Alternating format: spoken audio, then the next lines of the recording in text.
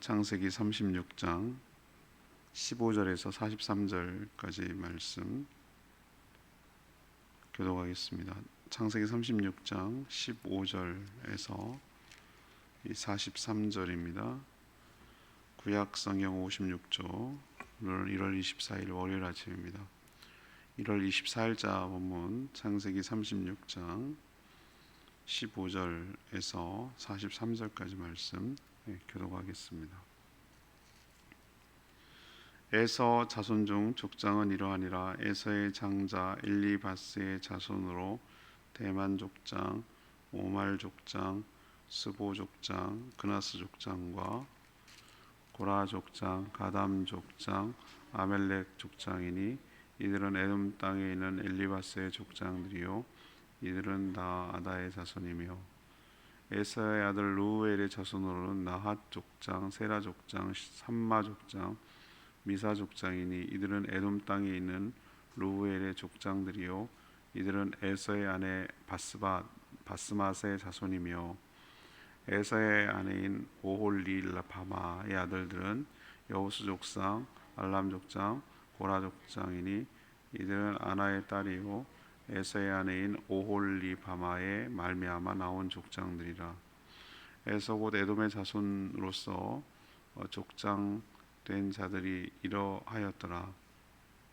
그 땅의 주민 호리 족속과 세일 사눈 소단과 소발과 시몬과 아나와 디손과 에셀과 디산이니 이들은 에돔 땅에 있는 세일의 자손 중 호리 족속의 족장들이요 로단의 자는 호리와 헤만과 로단의 누이 딥나요 소발의 자녀는 알완과 미나핫과 에발과 스보와 오남이요 시본의 자녀는 아야와 아나며 이 아나는 그 아버지 시본의 나귀를 칠 때에 광야에서 온천을 발견하였고 아나의 자녀는 디손과 오홀리바마니 오홀리바마는 아나의 딸이며 디손의 자녀는 햄단과 에스반과 이드란과 그라니요 에셀의 자녀는 빌한과 사아와니요 아가니요 디산의 자녀는 우스와 아란이니 우리 족속의 족장들은 곧 로단 족장, 소발 족장, 시몬 족장, 아나 족장, 디손 족장, 에셀 족장, 디산 족장이라. 이들은 그들의 족속에 따라 세일 땅에 있는 호리 족속의 족장들이었더라. 이스라엘 자손을 다스리는 왕이 있기 전에 에돔 땅을 다스리던 왕들은 이러하니라. 보올의 아들 벨라가 에돔의 왕이 되었으니 그 도성의 이름은 다나바며 벨라가 죽고 보스라 사람 세라의 아들 요밥이 그를 대신하여 왕이 되었고 요밥이 죽고 대만 족속의 땅의 후삼이 그를 대신하여 왕이 되었고 후삼이 죽고 부다스의 아들 곧 모압들에서 미디안 족속을 친 하닷이 그를 대신하여 왕이 되었으니 그 도성 이름을 아윗이며 하단이 죽고 마스레가의 삼나가 그를 대신하여 왕이 되었고 삼나가 죽고 유브라데 강변 르호봇의 사울이 그를 대신하여 왕이 되었고 사울이 죽고 악볼의 아들 바할 하나니 그를 대신하여 왕이 되었고 악볼의 아들 바알 하나니 죽고 하달이 그를 대신하여 왕이 되었으니 그 도성 이름은 바우며 그의 아내 이름은 무헤다벨이니 마드렛의 딸이요 메사합의 손녀더라. 에서에게서 나온 족장들의 이름은 그 종족과 거처와 이름을 따라 나누면 이러하니 딥나 족장, 알와 족장, 여댓 족장, 오홀리바마 족장, 엘라 족장, 비논 족장, 그나스 족장, 대만 족장, 밉살 족장, 막디엘 족장, 이람 족장이라. 이들은 그 구역과 거처를 따른 에돔 족장들이며 에돔 족속의 조상은 에서더라. 아멘.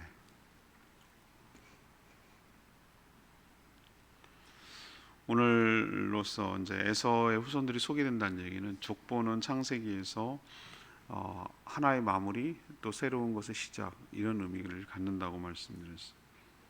세 명의 아내를 통해서 자손들이 엄청 번성했고 또 수많은 족장들이 나왔음을 알 수 있습니다.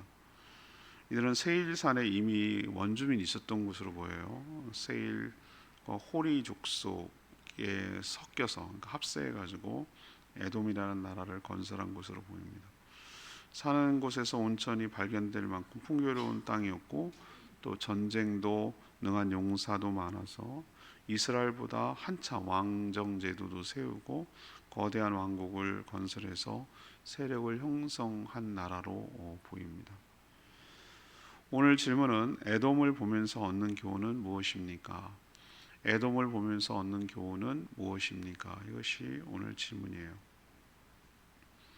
먼저 21절 말씀을 근거로 이방과 섞이면 반드시 타락한다라는 것을 우리에게 가르쳐주고 있습니다.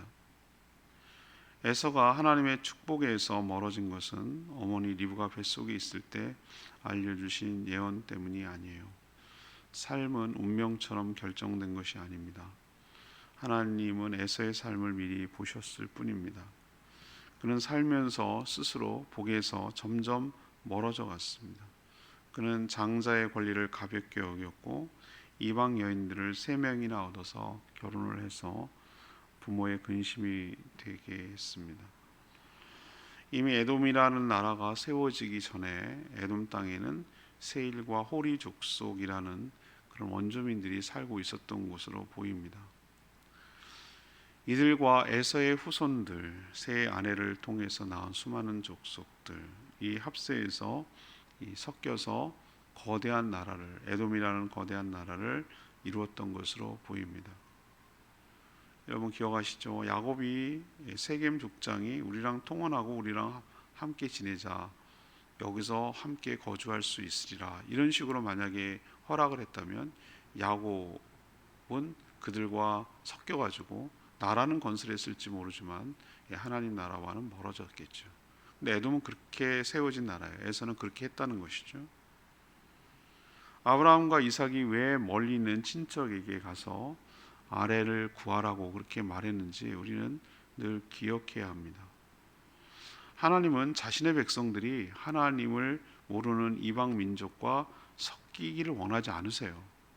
그것이 성경에서 일관되게 하는 얘기예요. 어제도 말씀의 삶을 통해서 말씀드렸지만 하나님께서 언제 심판을 내리시고 어려움을 주는가?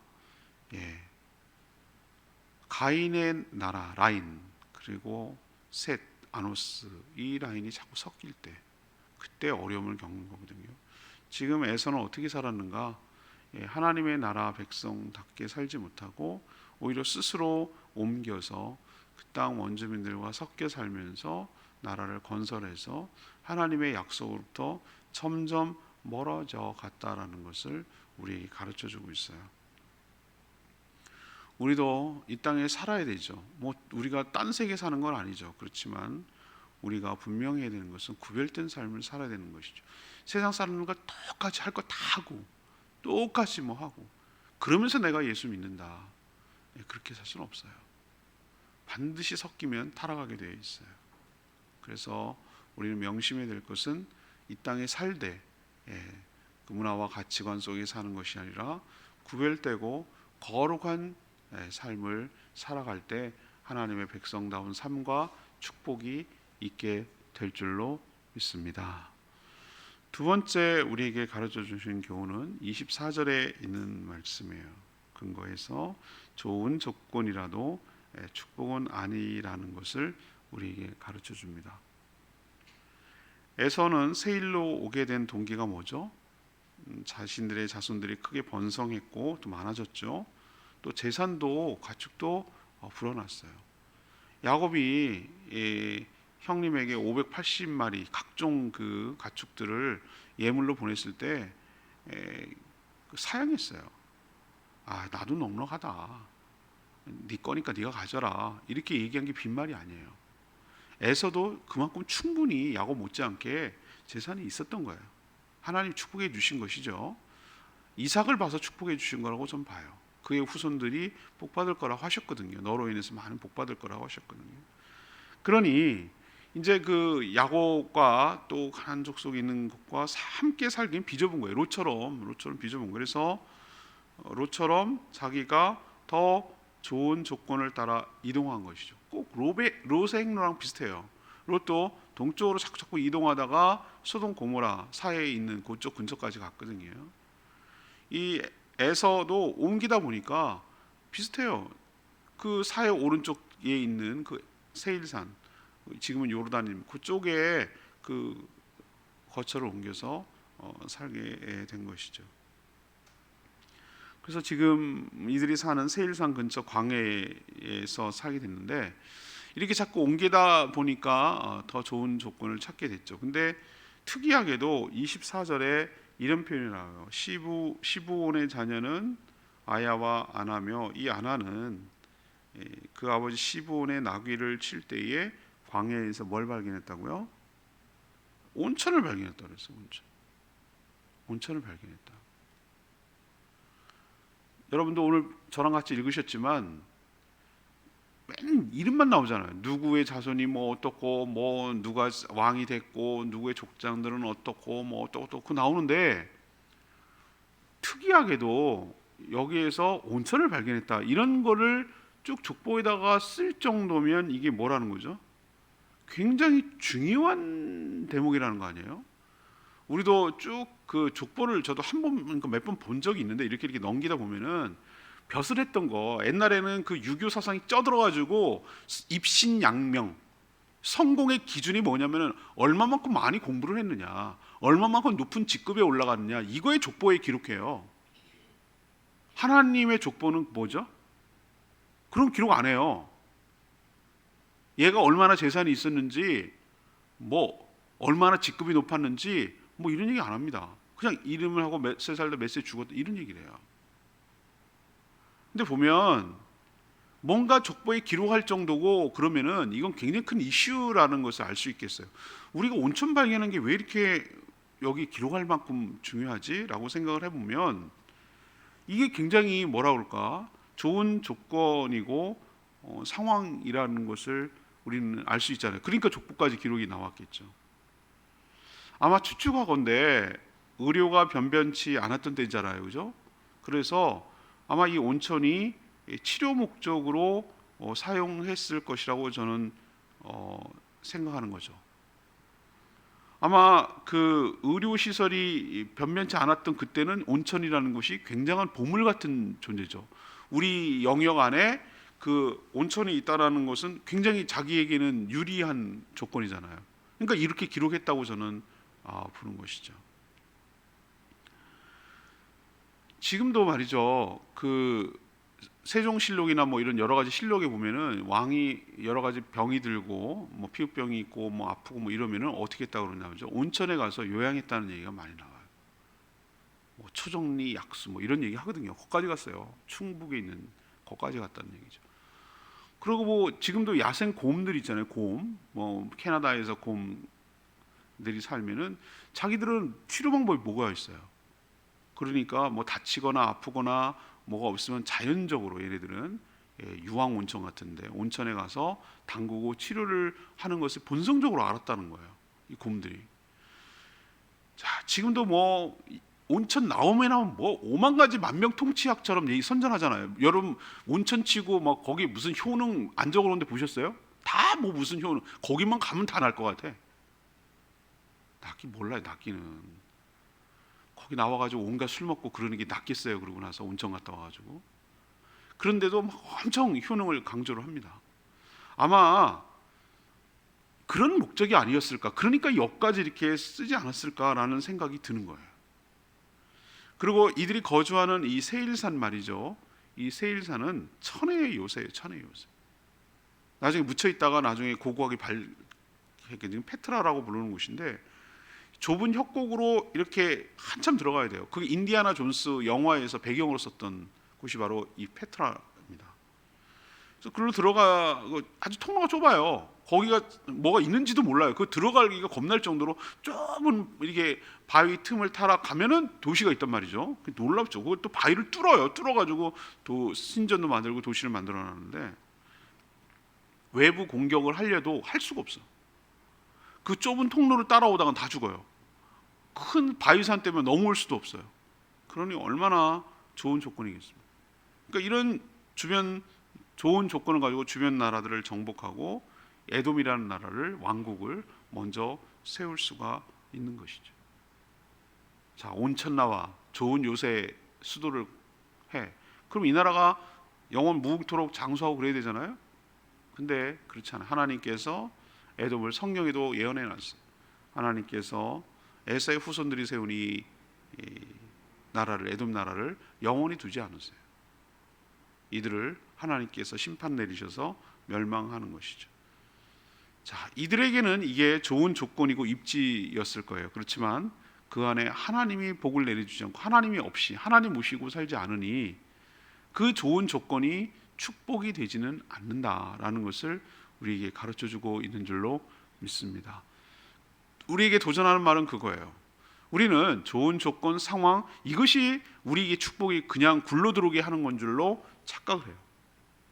아니에요. 아무리 좋은 조건과 상황이라도 하나님 없는 상황, 그러면은 그것이 오히려 부메랑이 돼서 그것이 오히려 나를 치고 나를 짐스럽게 만들고 오히려 내가 더 행복하게 살아나가는데 방해거리가 되는 것이, 거기에 매몰되게 만드는 거예요. 차라리 없는 사람은 자유로운데 어줍잖게 있는 재산 때문에 그거 지키고 그거 더 모으고 불리느라고 여러 사람 다치게 하고 사람 다 떨어져 나가고 외로워지고 쓸쓸하게 죽어가는, 그거 없더라면 더 훨씬 더 그냥 넉넉했더라면 살 수 있었을 텐데, 이런 생각이 드는 경우도 많이 봤어요 저는.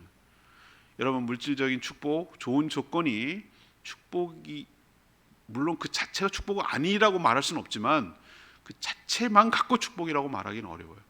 저는 생각할 때 하나님이 우리의 축복의 복의 근원이신 줄로 믿습니다. 하나님이 복 주시는 건 감당이 안 돼요. 생각하는 방법, 우리의 상상과 그걸 초월해요. 하나님이 하시는 거 보면은, 복 내리시는 거 보면은 우리의 상상을 초월한다고. 하나님을 나의 복으로 삼는 여러분 되기를 원합니다. 온천 붙들고 살지 않게 되기를 원합니다.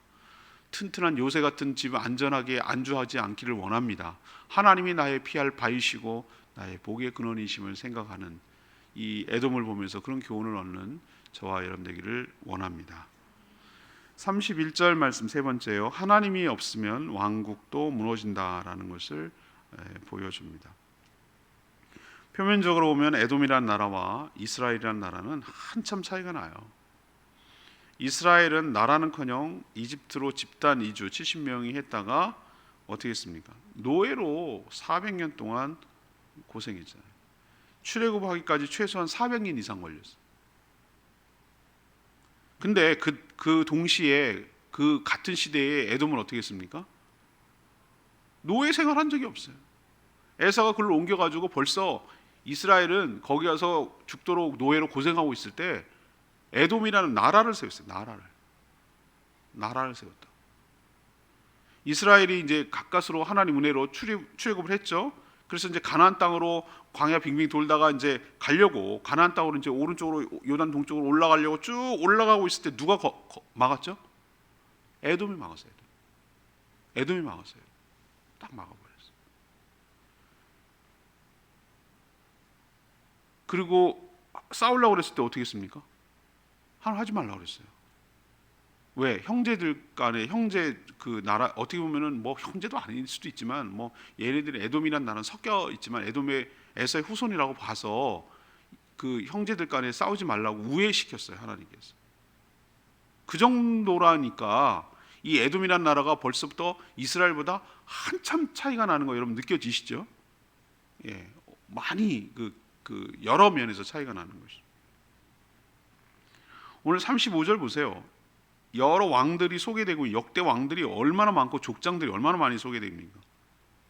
우리들은 별 뭐 이름 읽기도 어려워. 이런 본문이 나오면 아주 이름이 발음이 착착 붙지도 않아가지고 야곱의 아들 12지파는 그래도 어서 들어본 풍월이 있어가지고 뭐 스불론, 납달리 이것도 어렵긴 하지만 뭐 이렇게 축축축 나오는데 얘네들은 뭔 대만이, 후삼이, 뭐 부다시 어떻고 생소하니까. 근데 얘네들은 그게 중요할 거 아니에요. 이 에돔이란 나라 입장에서는 이 족보를 쫙 읊고 있는 거 아니에요. 대종제세, 문단세 이거랑 똑같은 거 아니에요. 쭉 이렇게 얘기한단 말이에요.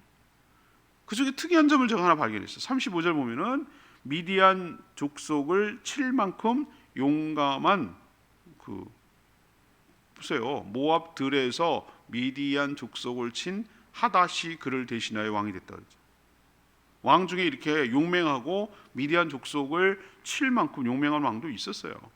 그리고 뭐 어디 성읍에 거주하고 어디에 거주하고 뭐 이러잖아요. 그런 거 보면은 여러 성읍들도 건설해서 나라를 확장시켰다라는 것을 볼 수 있어요. 이 왕들이 한 업적 중에 이런 얘기를 하잖아요. 이처럼 에돔은 결코 망하지 않을 것 같은 거대한 왕국이 됐어요. 실제로 이스라엘을 나중에 위협합니다. 나중에 가나안 땅에 들어갔을 때 위협하고 아주 그 옆구리에서 아주 쿡쿡 찔리는 가시 같은 존재예요. 괴롭히기도 하고 또 이렇게 국제 정세에 딱 봐가지고 이쪽 붙어가지고 합세가지고 이스라엘 다 빼앗기도 하고 하여튼 못된 짓 많이 했어요. 에돔이. 그렇지만 이 영원할 것 같은 이 에돔도 결국 북방 민족에 의해서 자기 잘 보였다가 막 일로 붙었다가 절로 붙었다가 바벨론 의해서 시달리다가 결국 망해요. 망합니다. 이스라엘만 망하는 게 아니고 유다만 망하는 게 아니었어요. 이들도 결국 북방 민족이 망해가지고 흩어져 버리고 말아요. 여기서 깨닫는 게 뭡니까? 하나님 없는 나라는 영원하지 않다는 거. 언젠가는 강성해 보여도 무너지고 만다는 거. 이것을 확대시키면 뭡니까? 사단의 나라는 강하고 막 오래 갈 것 같고 거대할 것 같고 그렇지만 언젠가는 하나님의 심판으로 무너지고 흔적도 없이 사라진다는 거. 지금은 그냥 고대 유물만 남아가지고 관광으로 먹고 사는 이런 데도 있었구나라고 생각하는 흔적만 남아있는 존재로 전락하고 마는 것이죠. 이것을 에돔의 역사를 통해서 우리에게 보여주는 것이죠. 오늘 내 말씀이 43절 말씀입니다. 43절 말씀.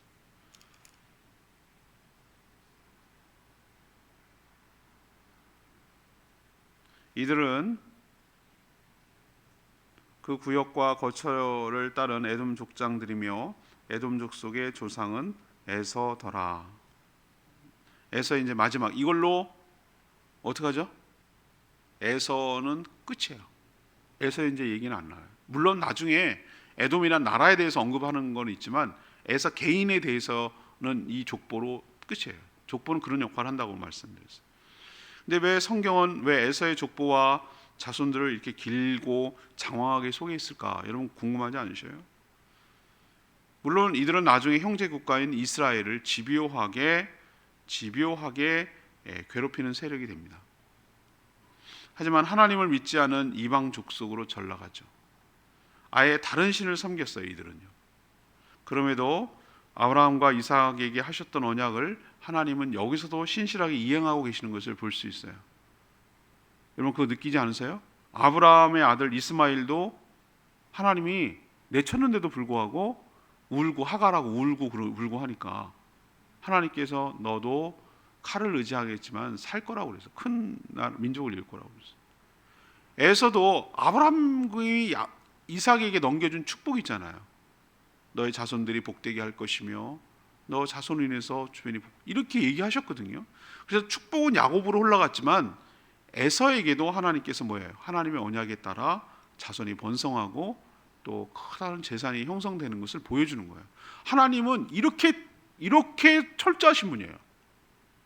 우리 같으면은 이제 약속에서 제외됐으니까 이스마엘 뭐 어떻게 살든지 죽든지 뭐 광해 나가서 죽든지 말든지 알 바 아니야. 그거 기록도 안 할 수도 있어요.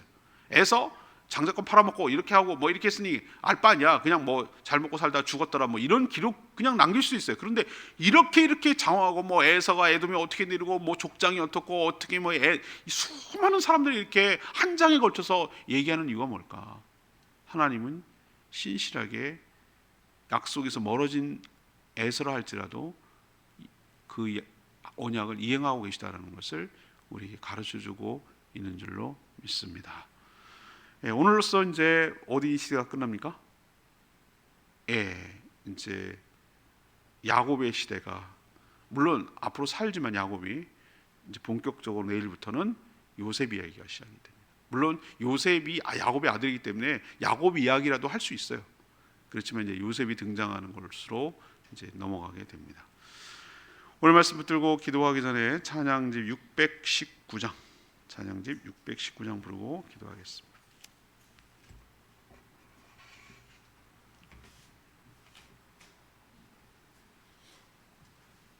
찬양집 619장. 나의 믿음 주께 있네, 십자가 능력이 내 영광 되었네. 네, 그렇습니다. 619장 찬양합니다.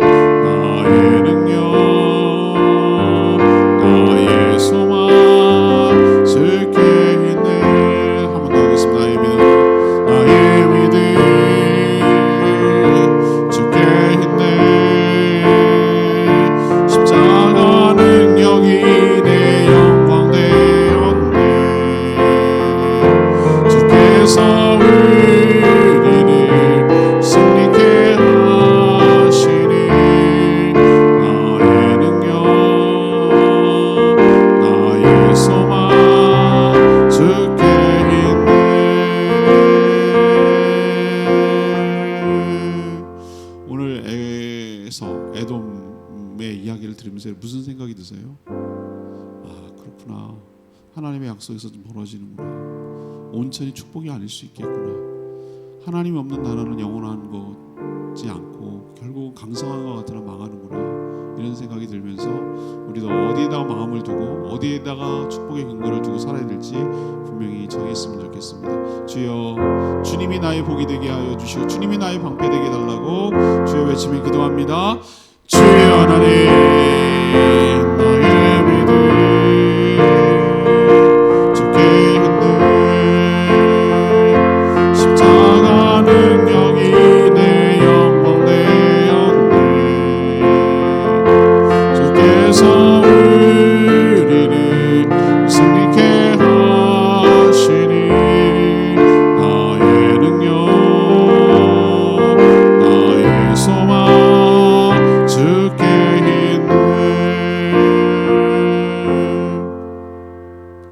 하나님, 에서의 후손들과 그들이 세운 왕국 에돔 왕국을 보면서 세상적인 관점에서는 큰 나라를 이룬 성공으로처럼 보이지만 그 안에 하나님이 없음을 깨닫습니다.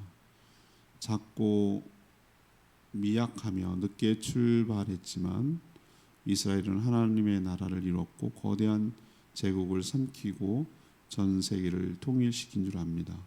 좋은 조건과 상황이 반드시 복이 되는 것이 아님을 깨닫게 하여 주시옵소서. 하나님이 나의 피난처와 복의 근원임을 믿습니다. 하나님이 없는 나라나 가정은 영원할 수 없음을 깨닫습니다.